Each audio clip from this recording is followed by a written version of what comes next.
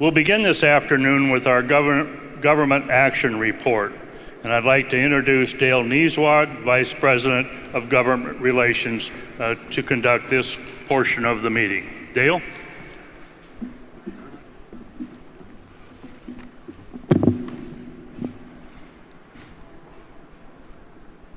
Thank you, Kermit. Welcome everybody back from lunch. Thanks for coming back. We appreciate that. Several things I want to do today is, first of all, I kind of want to review what's driving energy policy in the United States. I want to kind of review the active legislation that's going on and bring you up to date as much as I can.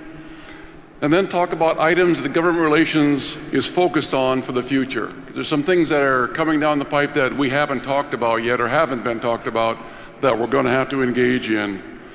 And lastly, I want to talk about how we can work together to make our way through all the noise. I mean, there is so much information that's flowing around out there, and we need to go past noise and focus on what can we do to make sure that we do what you, the members, want us to do, which is to provide you responsible, reliable, cost-effective power. And that's where we need to keep our focus.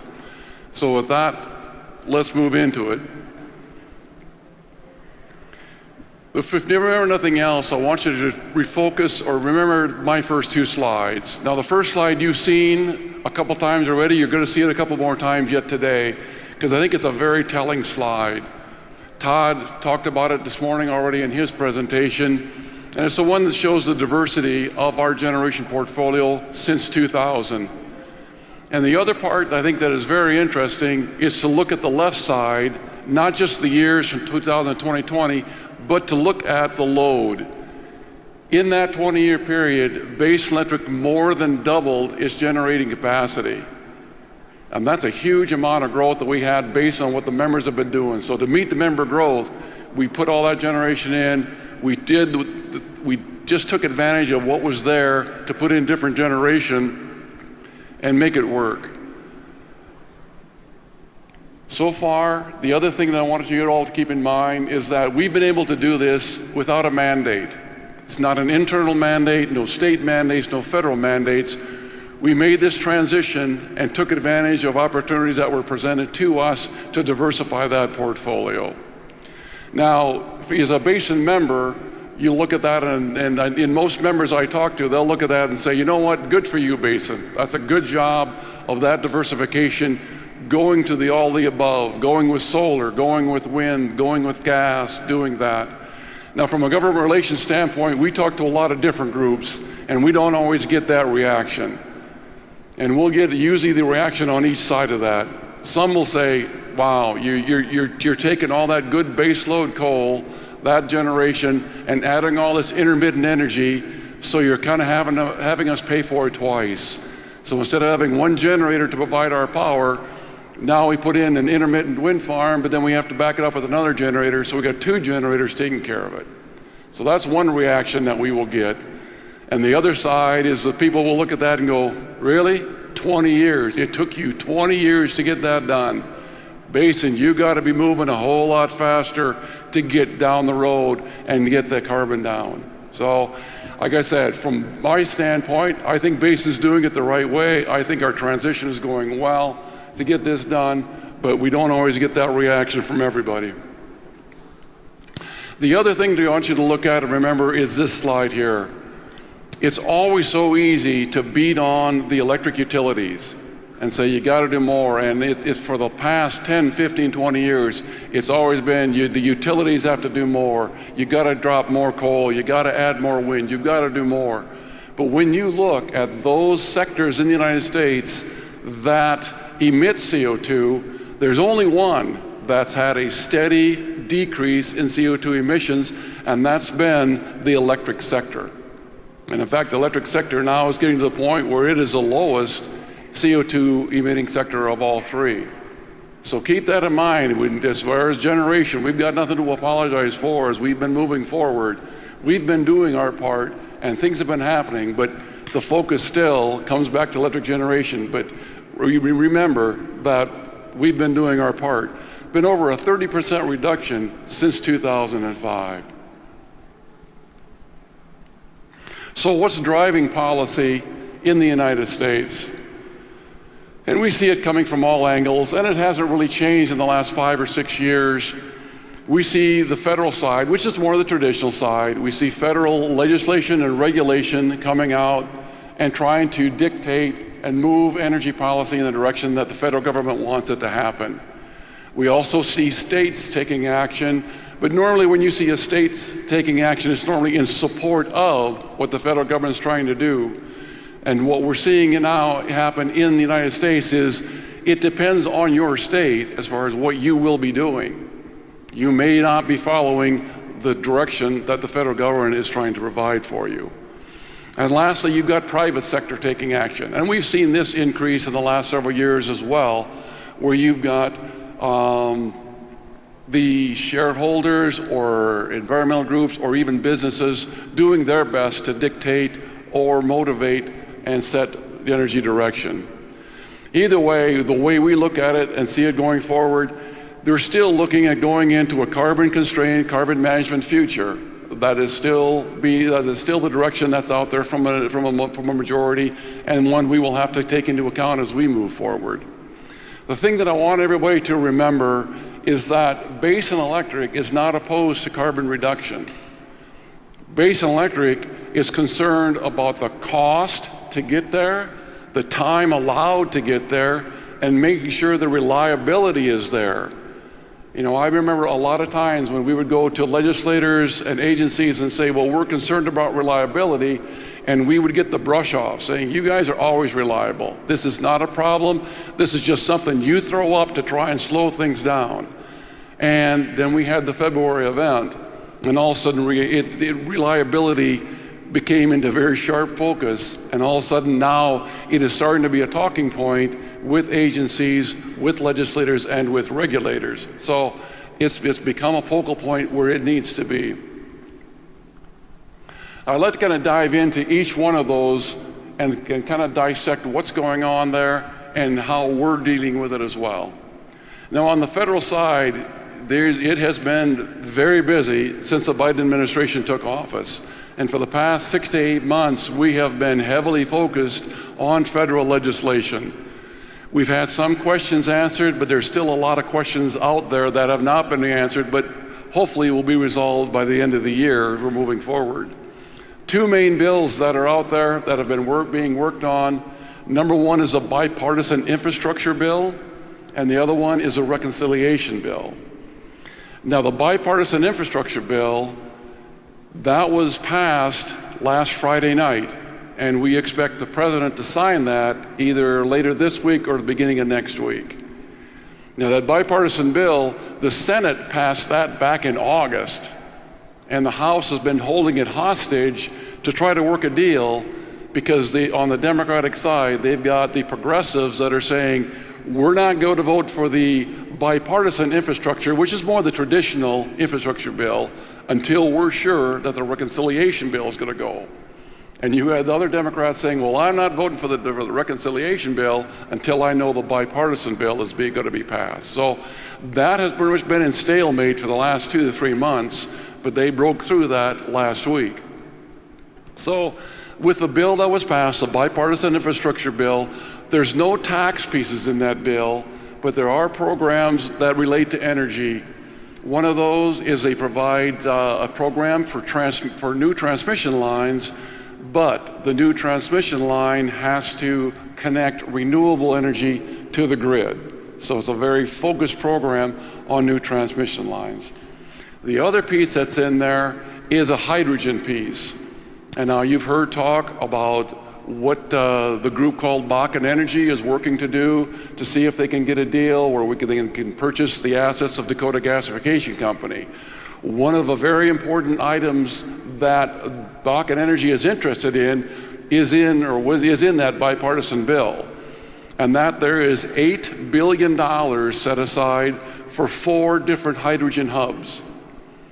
Now, so if you are selected as a hydrogen hub, then you qualify for $2 billion worth of federal money to establish that hub.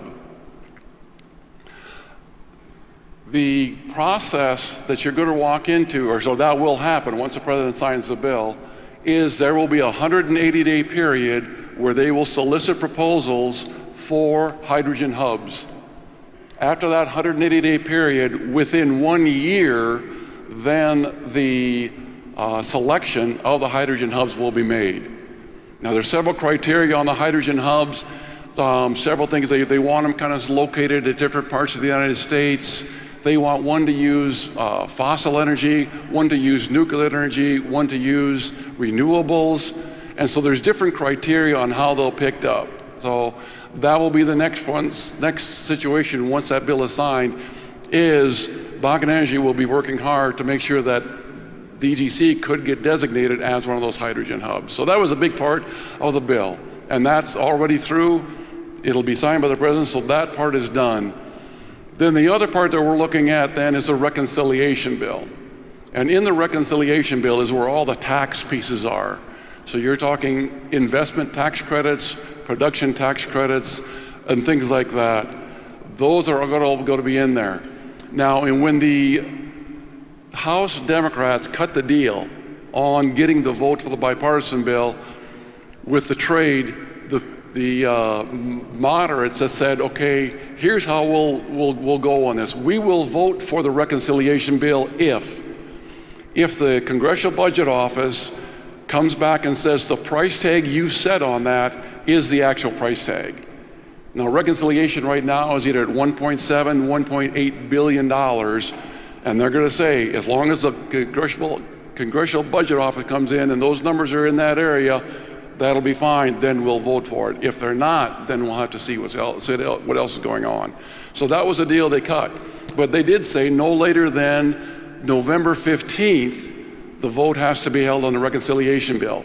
And keep in mind, that's just on the House side.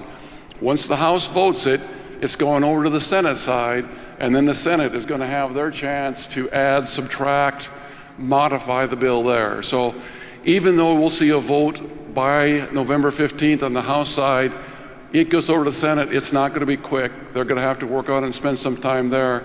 So I expect this to go into December before we see a vote coming out of the Senate side if it moves forward. So still more to be determined on that and more work to be done. There's still some other talk in DC about, okay, well, what about a clean energy standard? What about other items like a Green New Deal or a carbon tax? That's still talk out there, but I don't believe that any other legislation is going to move forward besides a reconciliation bill and the infrastructure bill. There'll be talk of it, but I think once we see the reconciliation bill pass or fail, I think that's going to be the end of energy legislation for a few years. Now, the other thing that's out there that no one's talking, well, those of us who are close to it are talking about it, but it's not out in the public eye, is the EPA is developing standards yet again for emissions from power plants. Now, those of you who have had the fortune to come here for several years have followed this saga right along with me. We've talked about the Clean Power Plan. We talked about the ACE rule. And now we're going to go down this road again. If you remember, the Obama administration came out with the Clean Power Plan. And the Clean Power Plan was extremely prescriptive. It told you what power plants you were going to run, how long you were going to run them. If you were going to build a new one, they told you what kind of power plant you were going to build. So incredibly prescriptive. Luckily, the Supreme Court stepped in and said, EPA, you've gone well beyond your reach on this rule, and therefore we're going to stop that right now and just not let it progress any further. So that happened. Then you had the Trump administration came in, and they came in with the ACE rule. And now the ACE rule was pretty much a bookmark on the other end that said, we're going to look at every power plant, and then we're going to look at what's the best available technology for that power plant. And then you're either going to have to put that technology on the plant, or you're going to have to justify why you can't or won't do it. So that bill, that rule got through. It was challenged in court, but it never got to the resolution phase where it was put into a rule. So that is left hanging out as well. So you've got those bookends. The word that we've been hearing from the EPA as they start to work on a new rule, And no surprise, it's going to be closer to the Clean Power Plan than to the ACE rule, but they want to bring it to closer to the Clean Power Plan, but make it legally acceptable. So we're going to see them work within those two bookends, but more towards the Clean Power Plan side of it. So that will start to work, or they'll start working on that, and I think that's something we'll be looking at for the next couple of years to see how that moves through. To give you an idea where the federal government wants to direct dollars for energy, you can take a quick look at this graph here. As you can see, big dollars on renewables. You got some dollars for nuclear, the EV is electric vehicles, then you got hydrogen, and then you got a little slice there for carbon management, like the 45Q rule. And if you all remember, 45Q is just a tax code that allows you to get tax credits for either sequestering CO2 or using it for enhanced oil recovery. Now on the left side there with the renewables, the ITC is an investment tax credit, the production tax, and the PTC is a production tax credit. So heavy emphasis on renewables, and still we're seeing a little bit of dollars start to come through for the hydrogen side and carbon management. Now let's move away from the federal side and take a look at what's going on in the states, because a lot of things that are going on there as well. The map you see in front of you shows states that have 100% clean energy goal. Now there's 20 states listed on that map. You've got 11 of those states are saying we're going to get to 100% renewable by 2050 or later. You have got 5 that have said we're going to get there by 2040 or sooner, and then you got the other 4 in the middle.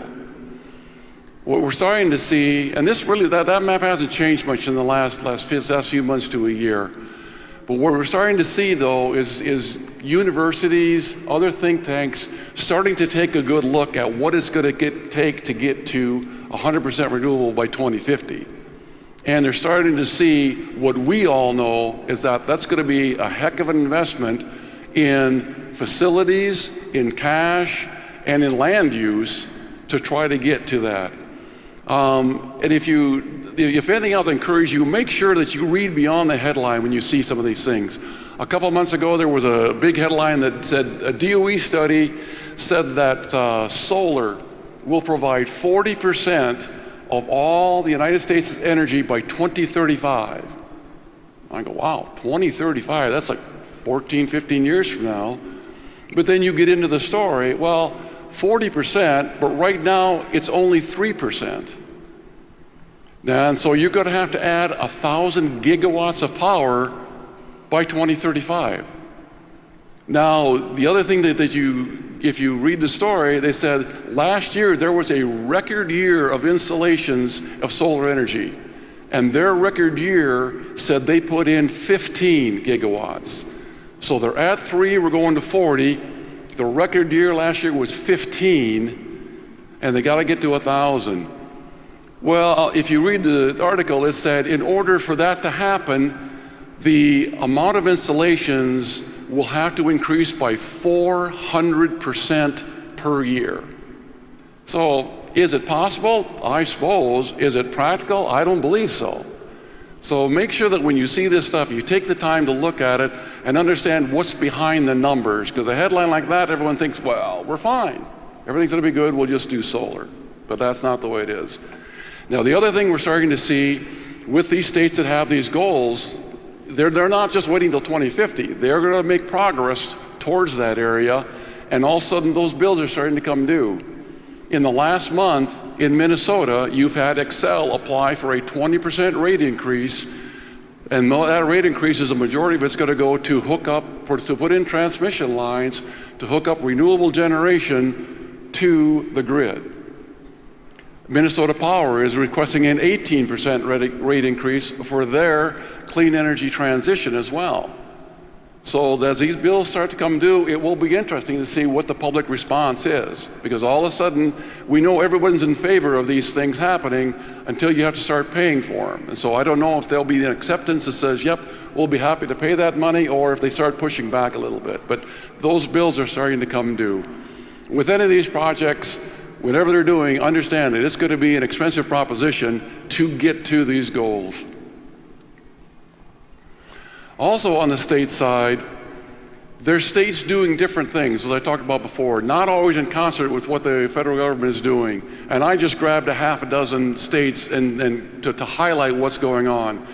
Wyoming and North Dakota, obviously heavy coal states, we've seen their state legislatures support the coal and fossil industry. You kick yourself over to Minnesota, the Minnesota governor wants 100% zero emissions by 2050 for electricity generated in the state and any power coming into the state. You go down to Colorado. Colorado is forcing utilities to shut down their coal, and they're forcing them to join RTOs. You kick over to Illinois. Illinois has set it up that they're going to provide $700 million in subsidies for 3 nuclear generating plants. They will help meet their 2045 goal, but also provide the reliability that they're starting to be concerned about. Texas, with their situation this spring, where they didn't have the power to keep the lights on, they have enacted a reliability standard to make sure that that doesn't happen again. Now, I put Maine on there just yesterday because I read an article about what they were doing, and again, this just goes to show you how complex this is going to be to get to these goals. There was a transmission line proposed in Maine coming from Canada, and that transmission line is going to bring clean, renewable hydro energy from Canada into Maine. Clean energy folks said it was a great deal, very supportive of it. Utilities were supportive of it. Environmentalists, not so much. They didn't like a transmission line, didn't want it coming in the route it came in, didn't want it coming in at all. Got it on a statewide vote, and the statewide voted to ban that transmission line coming into the state. So all these things are going to have to come together to make it happen, but you're going to have a lot of hurdles, a lot of bumps along the way before that gets done. The other part we're looking at is what's going on in the private sector. But I'm not going to spend a lot of time on this. Todd and Sue talked a lot about ESGs. That's a common topic on the finance and insurance side. We're starting to see that come into the regulation and legislative conversations as well, talking about ESG. And if you remember back to what Todd and Sue said, if you're in that situation, those conversations, don't shy away from them. We have got nothing to apologize for how we operate our business and meeting ESG criteria. With our democratic leadership, with our renewables that we're putting in, with our environmental control we're putting in, we've got a good story to tell. So make sure if that situation comes up, a conversation comes up, feel free to engage and talk about that. Now, the private sector side, you're seeing shareholders and different companies wanting to dictate energy installations. Some will say we just need to put in more renewables. Others say we need you to not put any more fossil fuel in or get out of fossil fuel. Those are still going forward. The thing that I always want to ask, and then we'll get to the point, is do these groups really just do they want to reduce carbon dioxide, or do they just want to get rid of fossil fuels? Because I think we've got some things coming in the pipeline on technology that's going to have the ability to provide fossil fuels with little or no carbon, but is that going to be acceptable? I want to kind of wrap this up and say, okay, what are we going to do? How are we going to work our way through all these different areas, all this different situation to get to the point where we want to be?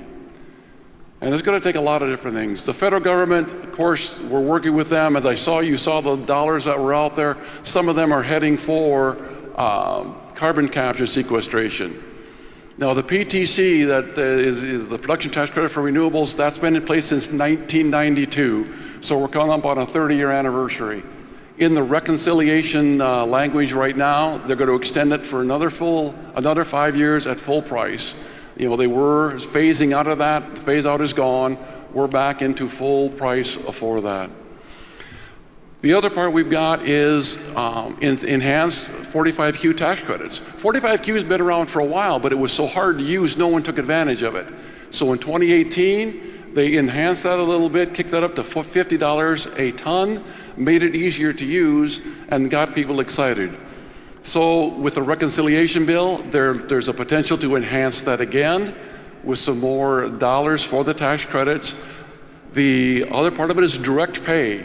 And this has always been a problem for the cooperatives. Being a not-for-profit organization, we don't have a big tax appetite. So whenever we had PTCs available, like for wind, we went to NextEra. We'd had to have another company do the work that could use the tax credit and then work out a deal, a business deal, so we could get some advantage of it. With direct pay, we don't have to do that. If there's a tax credit out there, we will get paid the equivalent of that tax credit directly to us. So that's great news for Basin if they want to do more renewables. If we want to do carbon capture and sequestration, we can take full advantage of the credits out there. So that's good news to have direct pay in there. There's grants for clean energy development and energy storage and hydrogen development. There is a section set aside specifically for cooperatives. There's $10 billion out there, and it's either for co-ops to install renewables or to retire existing coal debt. So those dollars are in there. Now, as you saw, the dollars are small for the dispatchable energy, but there are definitely things that we can work with and things that will make it easier for us to work on. Kicking over to the state side, we are really fortunate to be operating in the states we are, because we get good support, especially from the Wyoming and North Dakota legislature. There's a booth out back talking about the integrated test center. This is a test center that's hooked right on to Dry Fork Station, our plant in Gillette. And the state of Wyoming has been very generous and very supportive of the efforts there to test different technologies and find uses for captured carbon. North Dakota as well, we have support for coal plants, carbon capture, and through tax breaks and funding. So those two states have been helping us out. On the technology side, there's things that are going on, and this is what gets me a little bit excited, especially with what we're seeing. You know about the plans at Dakota Gas. We're already taking the CO2, sending it to Canada. We're going to take some more of that CO2 and sequester it. The geology right beside the plant and the North American coal plant facility is perfect for sequestering more CO2. So we're going to take more CO2 and bring that in and capture it there. So we've got that expansion going on with the DGC. The other part that we're working on with the carbon capture is at the Dry Fork Station. Now, similar to what happened in North Dakota, the past 4 or 5 years, they've been working on studying the geology at the ground right beside the Dry Fork Station, and have found that geology as well very good to capture and sequester carbon. So in the last several years, they've been surveying, certifying, and setting up the storage area for that. So we know that if we can capture carbon at Dry Fork Station, we've got a place to put it within a quarter mile of the plant. Now go back, we've got to capture the CO2 from Dry Fork Station to make that happen. So at that point, we want to be able to capture the CO2, and to do that, we've been working with a company called MTR, Membrane Technology Research. And we've got several things going on that, where we're working at doing a feed study to find out what the cost is. We're going to build a test pilot plant out there to make sure the technology works. So over the next 3-4 years, we hope to test out that technology, find out what it costs, and if that all works together and it all comes together, we could be looking at a low or no carbon coal-based power plant. And that is something I think it would be a game changer. So other than that, things have been going well on the technology side. The other part of the yacht out there that's going to help generation is on the market side. We've got 2 areas that the markets are looking at. With the situation that happened in January, we have the RTOs taking a hard look at dispatchable generation and saying, okay, especially SPP, they said, quote, we need to create meaningful incentives for availability for generation. So they are looking at putting in incentives, putting in market products for short and long-term ramping, fuel assurance, black start capability, and improved evaluations. So the RTOs are addressing the need for dispatchable generation. The other thing we've talked about is natural gas prices. We know that they're headed up for this fall or for this winter Will they come back down to pre-19 levels, or will they stay a little bit higher and allow our generation to run? We don't know for sure. The last thing we got is you as members. What can you do? The big thing is be engaged. Ask the questions. What are the costs of facilities? What are the timelines that people are looking at? Is your reliability protected? Are you protected from market fluctuations? So always be engaged, know the facts, and don't be afraid to talk about them. Remember, with our elected officials, they work for us, and when you engage, they will listen. To finish up and circle back to my first slide, Basin Electric has shown that generation diversification can provide lower carbon intensity while maintaining reliability and affordability. According to the Energy Information Administration, the states that basins serve all fall within the bottom half of energy prices in the United States. So controlling emissions is happening at Basin Electric, and from the government relations side, we're working to ensure sufficient time and incentives so that we can meet the goals of reliability, or meet goals reliably and cost effectively. And with that, I thank you for your time and attention.